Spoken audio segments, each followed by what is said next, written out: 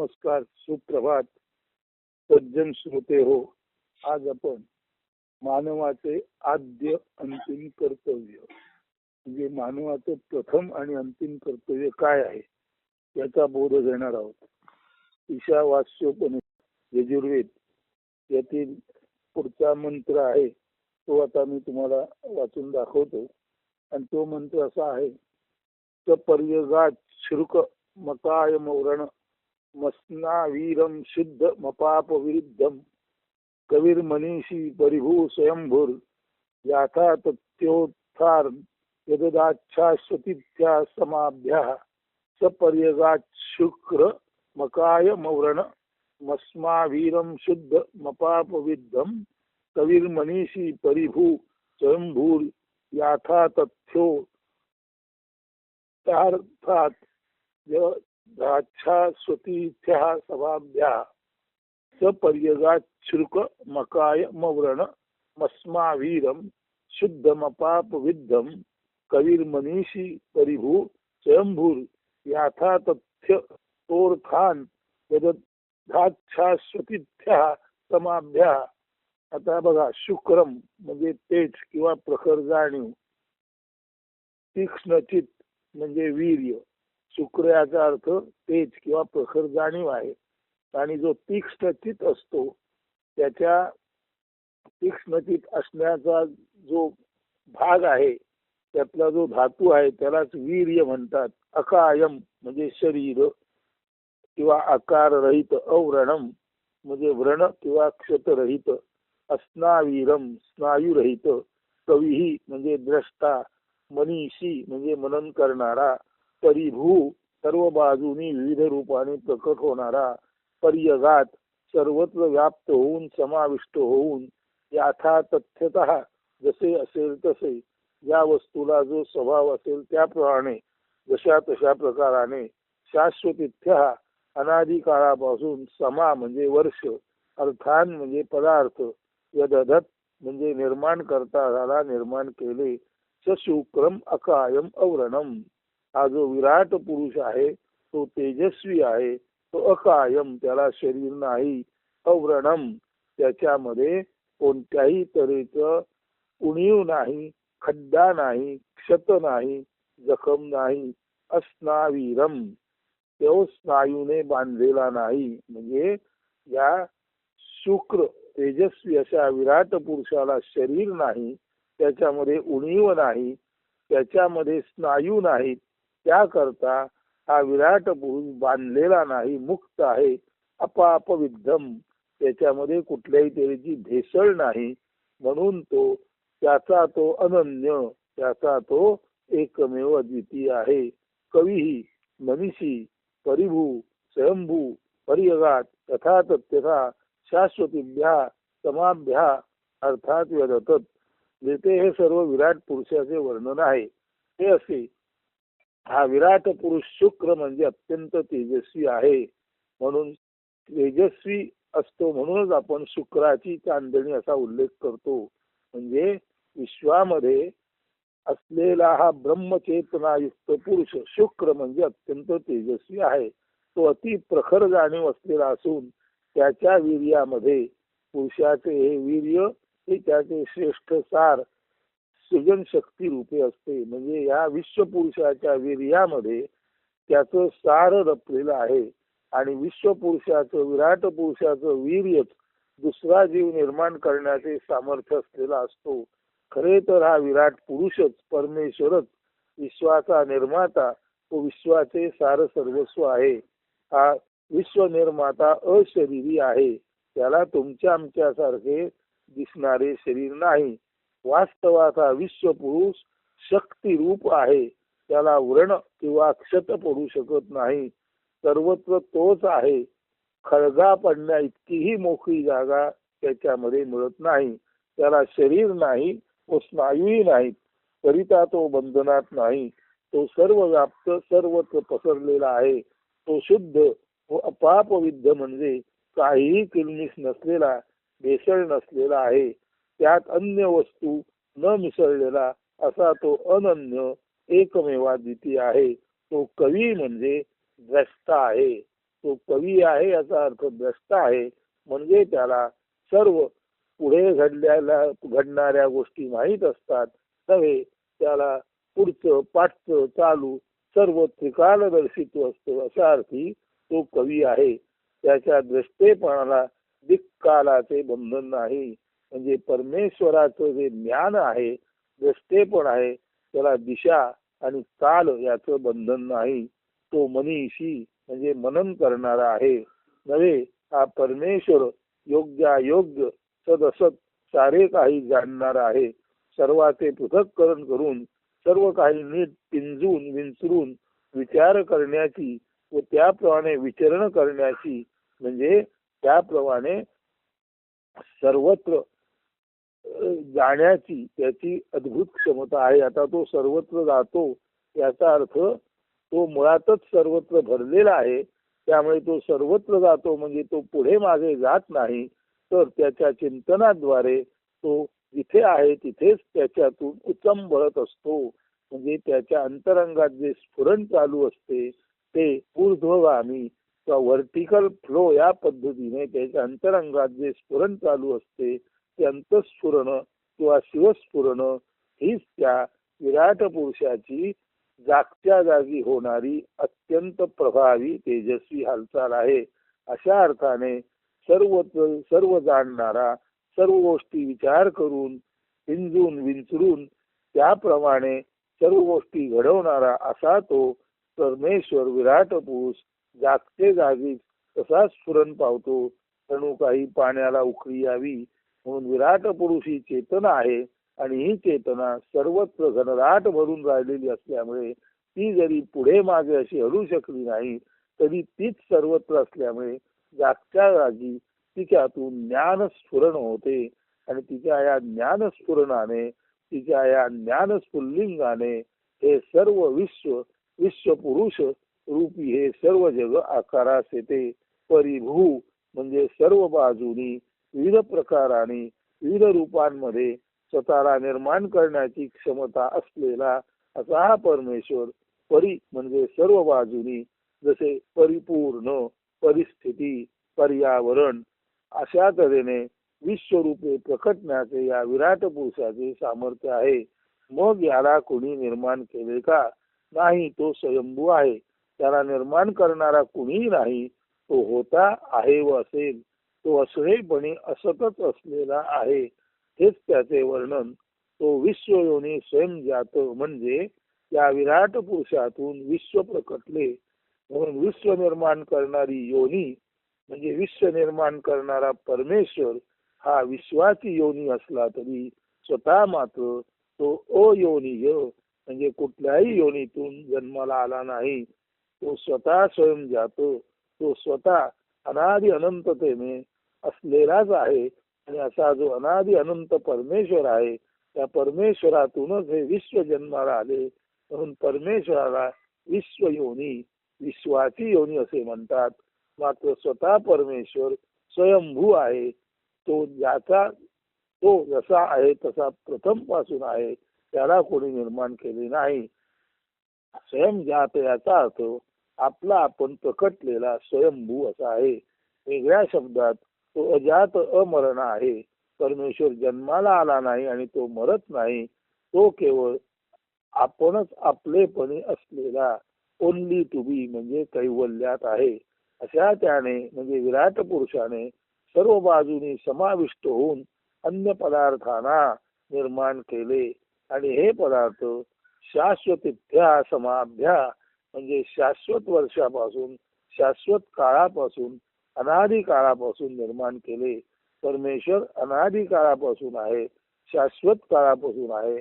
अशा त्या परमेश्वराने शाश्वतीभ्या समाभ्या शाश्वत काळापासून म्हणजे माहीत नसलेल्या अशा परंतु पूर्वीपासूनच असलेल्या काळापासून सम म्हणजे वर्ष म्हणजे शाश्वत वर्षापासून शाश्वत काळापासून त्या विराट पुरुषाने त्याच्यातून अन्य पदार्थ विश्वरूप पदार्थ निर्माण केले. आणि अनादि काळापासून ही निर्मिती चालू आहे. विश्वाची निर्मिती नक्की कधी झाली हे सांगता येत नाही. विश्वातील विविध पदार्थ कसे तयार केलेले आहेत तर ते यथा तथ्यतः, यथा तथ्य, यथा म्हणजे जसे, तथ्य म्हणजे असायला हवे तसे, म्हणजे जसे हवे तसे, म्हणजे ज्या ज्या गोष्टीत ज्याची त्याची गरज आहे, म्हणजे ज्या ज्या गोष्टीत ज्याची त्याची गरज आहे त्या त्या गोष्टीला तसे तसे परमेश्वराने निर्माण केले आहे. मानवाला उत्क्रांतीच्या सर्वोच्च टप्प्याला निर्माण केल्या कारणाने त्याला सर्वोच्च बुद्धीचे परमेश्वराने वर दिले. तर त्याच्या खालच्या बाजूने पाठीपाठी जाताना अमिबासारख्या एकपेशीय जीवाला व मानव व अमिबा यामधील जीवांना योग्य ते सारे दिले आहे. जसे जिराफाला वृक्षांचे शेंडे खाण्यासाठी उंच मान दिली, हरिणाला पायाची चपळता दिली, त्याचप्रमाणे सर्वोच्च उत्क्रांत मानवाला सर्वोच्च उत्क्रांत बुद्धी दिली. नव्हे, परमेश्वराबद्दल योग्य ते अनुमान लावण्याची अत्यंत अद्भुत ज्ञान विवेक शक्ती सुद्धा परमेश्वराने माणसाला दिलेली आहे. सारांश त्याने निर्माण केलेली प्रत्येक वस्तू किंवा जीव परिपूर्ण म्हणजे परफेक्ट आहे. आवश्यक सर्व बाबींनी सुसज्ज प्रत्येक वस्तू आहे. जसा मानव 36 तत्वांनी परिपूर्ण मानव बनला आहे त्याप्रमाणे. म्हणूनच म्हणतात ठेविले अनंते तैसेची राहावे, किंवा जैशा स्थिती आहे तैशा स्थिती राहे. यथास्थिती याचा अर्थ यथा म्हणजे ज्याप्रमाणे आणि तथा म्हणजे त्याप्रमाणे. यथास्थिती तथा स्थिती, जशी स्थिती आहे तशा स्थितीत राहावे अशा अर्थी म्हटलेले आहे. जैशा स्थिती आहे तैशा स्थिती राहे. म्हणजे मानवाला सर्वोच्च बनवून 36 तत्वांनी अत्यंत विवेकपूर्ण मेंदू दिलेला, ज्ञान हाच ईश्वर असा ज्ञानेश्वर रूपी मेंदू दिलेला हा मानव इतका काही परिपूर्ण आहे की मानवाने ओळखलं पाहिजे की परमेश्वराने आपल्याला यथास्थिती जसं असायला हवं तसंच निर्माण केलेलं आहे. असं जर आपल्या लक्षात आलं तर ठेविले अनंते तैसेची राहावे. म्हणजे त्या अनंत परमेश्वराने जसं निर्माण केलं तसं त्या अनंत परमेश्वराने माणसाला जशी स्थिती दिली तशी स्थिती ही यथा योग्य म्हणजे परफेक्ट आहे. असं जर आपल्या लक्षात आलं तर जैशा स्थिती आहे किंवा जैशा स्थिती आहे तैशा स्थिती आहे. तशा स्थितीत आहेस तशा स्थितीत राहा. याचा अर्थ मानवाने आपण जे आहोत ते परिपूर्ण आहोत हे लक्षात घेऊन आपल्या परिपूर्णतेचा आपल्यातून शोध घेतला तर मानवाच्या लक्षात येईल की अनंत परमेश्वराने आपल्याला निर्माण केलेले असले तरी अनंतातून निर्माण झालेली गोष्ट अनंतच असते. म्हणजे काकडीचं बी टाकलं तर काकडीच येणार, आंब्याचं बी टाकलं तर आंबाच येणार, पोपळ्याचं बी टाकलं तर पोपळ्याच येणार. त्याप्रमाणे अनंत परमेश्वराच्या बी मधून अनंत स्थिती असलेला सर्वोच्च मानव निर्माण झालेला आहे. हे लक्षात आलं तर मानवाच्या स्वाभाविकपणे लक्षात येईल की ज्या स्थितीत आहे त्या स्थितीत आपण राहावे. अनंताने आपणाला अनंत म्हणूनच निर्माण केलेले आहे. परमेश्वराने आपणाला, शिवाने आपणाला लहान म्हणून जीवरूप निर्माण केले तरी जीवाती लवश आणि शिवाती लवश अंततो गत्वा एकच विराटच असल्यामुळे शिव असो जीव असो हे दोन्ही शिवच आहेत. प्रत्येक माणूसच परमेश्वर आहे. हे जर आपल्या लक्षात यायचं असेल तर आपल्याला हे समजून घेतलं पाहिजे की परमेश्वराने माणसाला यथातथ्य जसं हवं तसं अगोदरच निर्माण केलेलं आहे. 36 तत्वांनी परिपूर्ण करून परमेश्वराने आपलाच पुत्र मानव या जगात धाडलेला आहे, पाठवलेला आहे. हे लक्षात आले तरच ठेविले अनंते तैसेची राहावे, किती असू द्यावे समाधान. जर आपल्या हे लक्षात आलं की आपण परमेश्वराचे पुत्र अशा अर्थी परमेश्वरच आहोत, आपल्यामध्ये परमेश्वराचीच क्षमता परिपूर्णतेने आहे, हे जर आपल्या लक्षात आलं तर आपल्या चित्तामध्ये समाधान म्हणजे समत्व निर्माण होईल. आणि त्यामुळे समत्व निर्माण झाले की सुख दुःख, हर्ष विमर्श, लहान मोठा, ब्राह्मण क्षत्रिय असा कुठल्याही तऱ्हेचा भेदाभेद माणसाच्या हृदयात राहत नाही. आणि भेदाभेदाच्या अतीत जो माणूस असतो तो प्रत्यक्षात परमेश्वरच असतो. म्हणूनच म्हटलेलं आहे ठेविले अनंते तैसेची राहावे, चित्ती असू द्यावे समाधान. एकदा हे का समजलं की जैशा स्थिती आहे तैशा स्थिती आहे, कौतुक तूप आहे संचित असे. एकदा हे लक्षात आलं की ज्या स्थितीत आपण आहोत त्या स्थितीतच आपण फक्त परमेश्वराचे चिंतन करीत राहिलो तर आपल्यातूनच परमेश्वर प्रकट होईल. आपल्यातूनच परमेश्वराची अनंत क्षमता, अनंत सामर्थ्य प्रकट होईल. आणि यालाच म्हणतात कौतुक तूप आहे संचिताचे. संचित म्हणजे साठलेलं. त्या विश्वात साठलेलं काय आहे?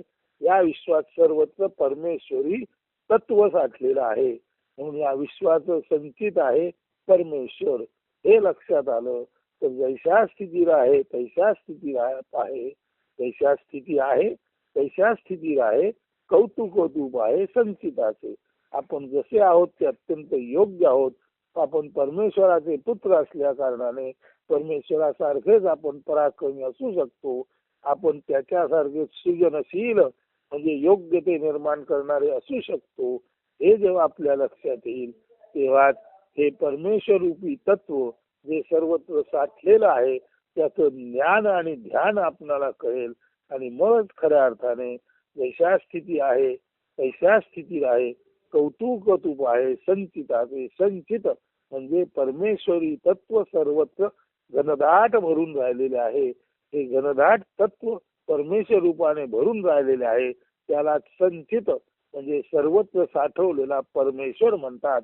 तर सर्वत्र साठवलेला परमेश्वर लक्षात येण्यासाठी माणसाने आपण ज्या स्थितीत आहोत ती स्थिती आनंदाने स्वीकारावी. आणि त्यानंतर त्याच्या लक्षात येते की आपल्यामध्ये सर्वत्र घनदाट संचित रूपाने साठलेला परमेश्वर आहे. आणि एकदा काय त्याच्या लक्षात आले की त्याच्या चैतन्यातून तो परमेश्वर त्याच्या सर्व शक्तीनुशी उद्भूत होतो, बाहेर पडतो. त्याच्यातून परमेश्वराचे स्फुल्लिंग बाहेर पडतात, परमेश्वराचे स्फुरण बाहेर पडते. आणि माणूसच या पृथ्वीवरचा देव कसा आहे व का आहे याचं संपूर्ण दृष्टेपण ज्ञान माणसालाच निर्माण होतं. हे आहे जैशा स्थिती आहे तैशा स्थिती आहे, कौतुक आहे संचिताचे. या शुद्ध आत्मज्ञानाचं दिग्दर्शन करणाऱ्या वचनाचे रहस्य. म्हणून यथास्थित हे नीट समजून घ्या. जशी स्थिती आहे तथा स्थित तसंच राहा. हे समजून माणूस जर नीट वागला तर आपल्या सुसज्ज 36 तत्वधारी देह मनाला नीट समजून घेऊन उमजून तो त्याचा ज्ञानपूर्ण वापर करील. आणि या मानवाला तत्वमसी म्हणजे ते तू आहेस किंवा विराट पुरुष परमेश्वर आपणच आहोत याचा यथार्थ बोध होईल. मग तो ज्ञानपूर्णतेने उद्घोष करतो. एकदा का तत्वमसी ते तू आहेस असा गुरुचा उपदेश जर आपणाला नीट समजला तर त्याच्या लक्षात येते अरे खरोखरच तू परमेश्वर मीच आहे किंवा अहम ब्रह्मास्मी मीच ब्रह्म आहे. हीच ती मानव व विराट पुरुष किंवा भगवान परमेश्वर आत्मा परमात्मा याची एकोहम मी एक आणि एकच आहे ची अनुभूती. म्हणून जेव्हा मानवाला अहम ब्रह्मास्मीचा बोध होतो तेव्हा त्याच्या लक्षात येते की ब्रह्म आणि मी एकच आहोत आणि याखेरीज तिथे दुसरं काही नाही. म्हणून एकोहम मी एक आणि एकच आहे याचीही अनुभूती असते. आणि आपल्या एकटेपणातूनच आपल्या शिवस्फुरणातूनच बहुश्याम रूपे हे विश्व पसरलेले आहे अशी विश्वरूपाची अनुभूती येते. आणि मग माणूस म्हणतो सर्वात मी राही सर्व माझ्यात जीव आहे. सर्व सजीव सृष्टीत सर्व चराचरामध्ये मीच आहे आणि सर्व चराचरच माझ्यामध्ये अवगुंठित होऊन सूक्ष्म रूपाने आत्मा रूपे राहिले आहे. म्हणजे सर्व चराचर मानवामध्ये सूक्ष्म रूपाने आत्मा रूपाने राहिलेले आहे. आणि तेच चराचर मानव बाह्य आकाशापर्यंत सर्वत्र विराट रूपाने परमात्मा रूपाने राहिलेले आहे. म्हणून विराट पुरुष आणि मी म्हणून तत् म्हणजे विराट पुरुष दॅट आणि मी म्हणजे अहम म्हणून विराट पुरुष आणि मी याचा अर्थ दॅट इज आय किंवा आय एम दॅट म्हणजे सहा अहम किंवा अहम सहा. हे लक्षात आल्यानंतर विश्व जर येथून तेथे एकच असेल तर या एकाची जपणूक प्रत्येक मानवाने विराट पुरुषाची सर्वोच्च उत्क्रांत निर्मिती म्हणून विश्वस्त भावाने करणे हे ओघानेच आले नव्हे. हेच आपले आद्य व अंतिम कर्तव्य आहे. हे आपले आद्य अंतिम कर्तव्य प्रत्येकाने समजून त्या कर्तव्याचे पालन करा आणि मग अनुभव घ्या की सोहम होसो हे तत्वता नव्हे तर व्यवहारामध्ये सुद्धा जशाच्या तसे सत्य रूपाने आहे त्याची अनुभूती येणे म्हणजे विराट पुरुषाची ब्रह्माची अनुभूती येणे. अशा अर्थी या वचनाकडे, हे जे वचन आहे ईशावास्योपनिषदामधलं क्रमांक 8चं वचन आहे, अशा अर्थाने या वचनाकडे आपण नीट पाहिले पाहिजे आणि समजून घेतले पाहिजे. तर सपर्यगात शुक्रमकाय मव्रण मस्मा वीरम शुद्धम पाप विद्धम कवीर मनीषी परिभू स्वयंभूर याथा तथ्योत्थान यदाच्छाश्वतीभ्यः समाभ्यः अस्तु. चिंतनात राहा. धन्यवाद. सुदिन सुप्रभात.